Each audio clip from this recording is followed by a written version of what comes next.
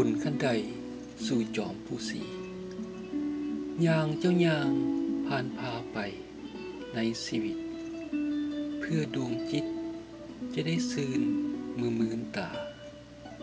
หลายพันแบบที่เจ้าพบประสบมาหลายพันทาเจ้าไปฮอด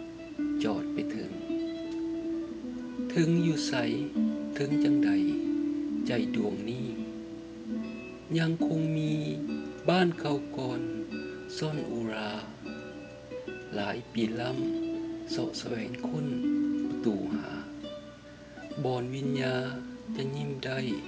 ไปเสาสวงในเวลาอันวิเวกเสกคำถามสิ่งงดงามเจ้าสร้างขึ้นเพื่อไผ่นี้เพื่อตนเองจะได้สุขเปรมหรือดีหรือว่ามีได้เข้าพร้อมคนอื่นน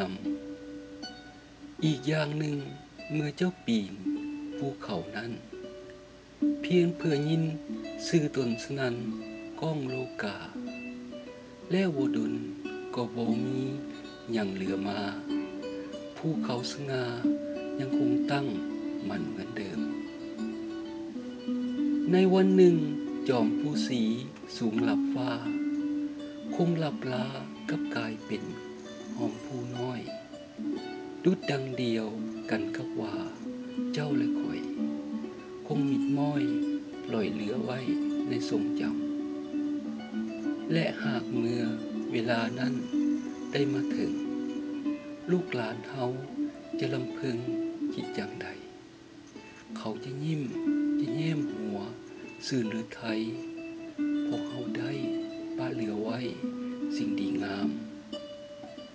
คงบ่ต่างหยังกันกับคนรุ่นก่อนที่อาวรณ์อยากสร้างสรรค์ทางสุดสวยเขาถากถางเฝ้าสู่ทนถึงบ่รวยแต่งามด้วยเพื่อทุกคนเฮาเช่นกัน